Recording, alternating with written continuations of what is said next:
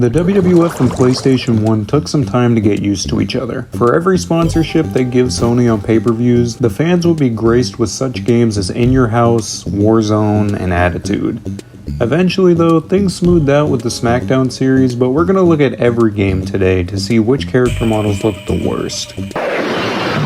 You want to do what I do for a living, son? Then step into the WWF War Zone. Go ahead, create your own wrestler. Just another victim for Stone Cold to take out. 4-player action, 4 more kicked. WWF War Zone is a decent game in concept. You get a really stripped down 97 roster for the first 3D WWF game. That's cool. But what's not cool is the fucking fatality combos you needed to pull out a suplex in this game. These character models weren't all winners either. Look at poor Owen Hart. They did my boy so wrong here. Besides that though, everybody doesn't look too bad for the time of release. WWF Attitude is another story though. We're still rocking with Acclaim, and Jesus Christ, the only thing they brought to the table was the graphics and the game modes, because these models we're gonna look at here suck. What is wrong with Edge here? He has the longest, most unrecognizable face I've ever seen in a video game, and his eyes are sunk into his skull crazy. And okay, who put the Godfather in the oven on Well Done? Genuinely, I've always thought Godfather was lighter complexion. Maybe it just might be me, but I don't remember him ever being this dark-skinned. And what the fuck is wrong with Triple H? You know, that's a question I ask myself a lot nowadays, but no, seriously, he looks like one of those weird guys from Family Guy.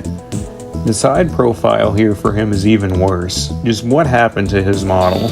Alright, so we've braved the storm of Acclaim and we're on to the Smackdown series. Shine this up real nice, jabroni. And I know just where to stick it, Ron. What's your name? It doesn't matter what my name is.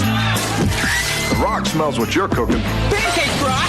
Pancakes! These games kick so much ass. Smackdown 1 was about as good as you can ask a wrestling game to be at the time, but that didn't stop the character models here from looking like shit.